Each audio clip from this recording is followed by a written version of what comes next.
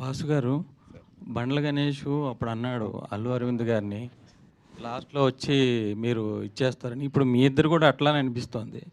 అందరూ వాళ్ళు కష్టపడుతున్నారు. చివరిలో మీరొచ్చి అది గణేష్ గారు అన్నారు కానీ మేము ఎవరు యాక్సెప్ట్ చేయలేదండి. కానీ ఎందుకంటే మీ ఇద్దరు కూడా ఇప్పుడు లిటిల్ ఆర్ట్స్ వేరే వాళ్ళు తీసి కష్టపడ్డారు. రాజుభాయ్ రామదాస్ అదే రాజు వెడ్స్ రాంబాయ్ కూడా వాళ్ళు కష్టపడ్డారు, తీశారు. చివరిలో మీరొచ్చి దాన్ని బాగా డబ్బులు చేసుకున్నారు. అంటే ఏం కాలర్ కూడా నలగకుండా. అవునండి. అంటే మీ ఇద్దరు కూడా అదే అంటే బండ్ల గణేష్ అక్కడ అన్నాడు అరవింద్ గారిని. మీ ఇద్దరు కూడా అదే పని చేస్తున్నారేమో అని. అంటే నేను ఎప్పుడు కూడా గణేష్ గారి ఉద్దేశం ఏదైనా కూడా నా ఉద్దేశంలో అయితే ఇప్పుడు మనకు ఒక దేవుడు ఒక 20 సంవత్సరాల నుంచి కష్టపడిన తర్వాత మనకు ఒకటి ఇచ్చాడు. ఒక పేరు అవ్వచ్చు, లేదంటే ఒక ఏమంటారు, ఒక ఆశీర్వాదం అయితే ఒకటి ఇచ్చారు. ఇప్పుడు మనకున్న సక్సెస్ని జనాలకు పంచిపెడతాం అనేది గుడ్ థింగ్. దాంట్లో నేను బెనిఫిట్ అవుతున్నాం and at the same time అవతల బెనిఫిట్ అవుతున్నారు. అది నాకు అరవింద్ గారు ఇచ్చారు. ఆయన ఒక ఒక స్టేజ్కి వెళ్ళిపోయిన తర్వాత నాకు కానీ, ఎస్కేఎన్ కానీ, ఈరోజు వంశీకి కానీ, ధీరజ్ కానీ అందరు కూడా ఆయనకున్న ఒక సక్సెస్ని తీసుకొచ్చి మా అందరికి అడాప్ట్ చేశాడు ఆయన.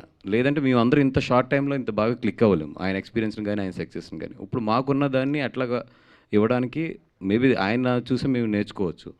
అది I always feel like that is a great thing. It's not like ఏదో అప్పుడు వచ్చి వెళ్ళారు అనేది కాకుండా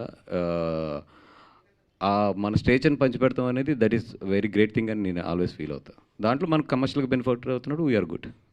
అసలు బేసిక్గా మీరు అడిగిన క్వశ్చన్లో సినిమా అనేది వ్యాపారం, ప్రొడక్షను వ్యాపారమే, డిస్ట్రిబ్యూషను వ్యాపారమే, ఎగ్జిబిషను వ్యాపారమే. ఇక్కడ ఎవడో ప్రజాసేవ చేయడానికి రాలా. నంబర్ 1 ఓకేనా. వ్యాపారంలో కొంతమంది సక్సెస్ అవుతారు, కొంతమంది సక్సెస్ అవ్వకపోవచ్చు.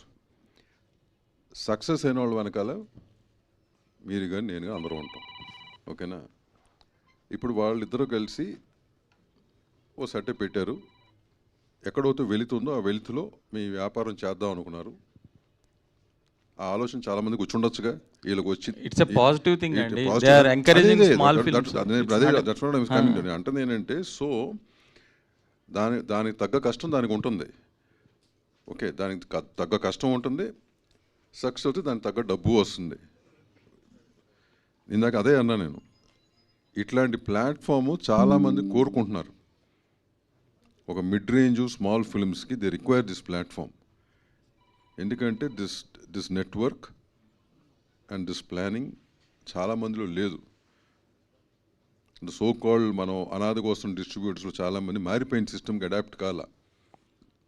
సో వాళ్ళు అడాప్ట్ అయ్యారు, సక్సెస్ చూపించారు. కాబట్టి people want people like that. దాని మీద 10 రూపాయలు సంపాదించుకోవడం తప్పలేదు, సంపాదించుకోవాలి.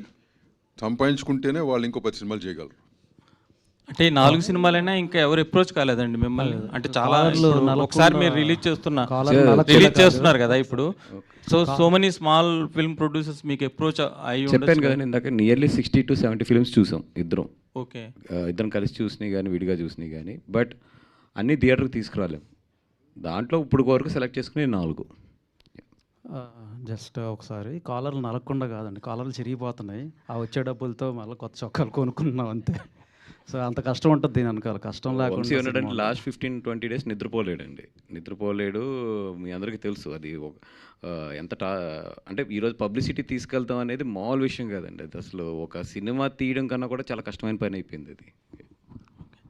దాము గారు ఏంటి చాంబరు ఆ గొడవలు అవి ఎప్పుడు మాట్లాడుతుండేవారు. ఈసారి మీ సినిమా గురించి మాట్లాడుతున్నారు, ఎలా అనిపిస్తుంది చాలా సంవత్సరాల తర్వాత? సినిమా తీసినట్టు ఉంది. అలమల్లి గ్యాప్ తర్వాత తీసాం, మళ్ళీ గ్యాప్ తర్వాత ఇప్పుడు చేసినట్టు ఉంది నాకు. సార్ యాక్చువల్గా మీరు సినిమా చేస్తాను అంటే ఆలోచించుకోండి అని చెప్తారు ఎవరికైనా ఒక సలహా. అలాంటిది మీరే ఒక ప్రొడక్షన్లోకి వచ్చి అంటే ఎవరి కోసం అంటే ఒక రిలేషన్ కోసం కూడా మీరు ముందుకు వచ్చారు సబ్జెక్ట్తో పాటు అనుకోవచ్చు. అట్లా అంటే ఆడి పీకల దాకా మునిగిపోయి ఉన్నవాళ్ళం నేను. సో మాకు తప్పదు. నువ్వు అన్నమాట కొత్త వాళ్ళకి ఏంటంటే 2-3 సార్లు ఆలోచించుకొని అడుగు ముందుకు వేద్దంటాను. ఇది మా వాళ్ళకి కూడా చెప్పాను నేను.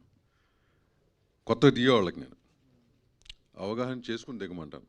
మేమంటే వాళ్ళకి నిండా మునిగిన వాళ్ళం కదా. సో మాకు ఈ జర్నీ తప్పదు. Till we live, we going to live in this bloody industry.